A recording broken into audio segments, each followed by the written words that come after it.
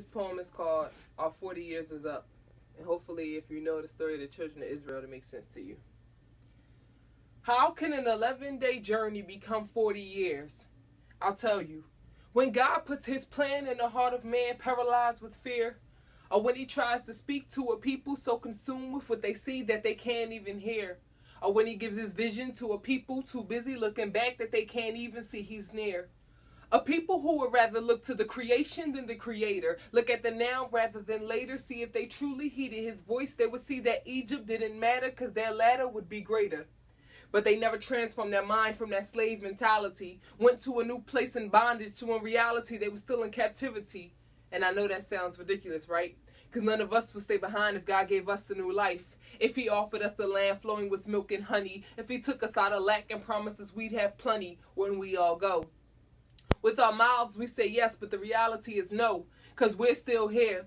2,000 years later, and our hearts are still paralyzed with fear, afraid to give it all to God because of the unknown, as if we serve a fleshly ruler and not the Lord on the throne, the God who created the heavens and the earth. Jehovah Jireh, your provider when you lost all your worth. Jehovah Rapha, your healer when your body got hurt. Jehovah Gabor, he fought your battles when choosing man didn't work. Jehovah Shalom, he was your peace when you got caught in the storm. Your protector, your way maker, your deliverer, your God.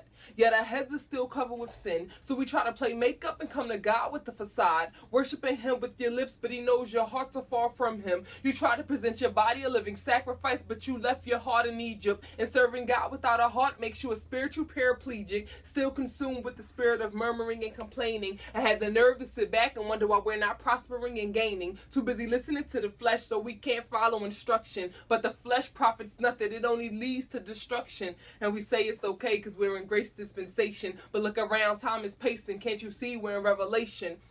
With just a little more time that we could try to get it right. A little more time that we could try to reach Canaan in this life. He's given us time with the hope that we can all go in peace. Because the world will become hell once the beast is released. But look around. Our 40 years are up. Now it's time to make a choice. We can reach the promised land if our hearts be purged again. If we humble ourselves, come to a true repentance. We've been locked up in sin and now it's time to lift the sentence. There's been bars on our hearts. We've been confined in our mind. But sin has a penalty and our peace has been defined. We've been stagnant for too long and now it's time for us to move. As long as God is on our side, then there's nothing left to lose. But this time we gotta totally leave the wilderness behind. No more picking it back up. No more memories in our mind. We gotta follow the leaders who's been instructed to bring us out with no murmuring, no complaining, no fear or no doubt. Keep our hands to the plow so we can see our way through. I just ended my 40 years, and how about you?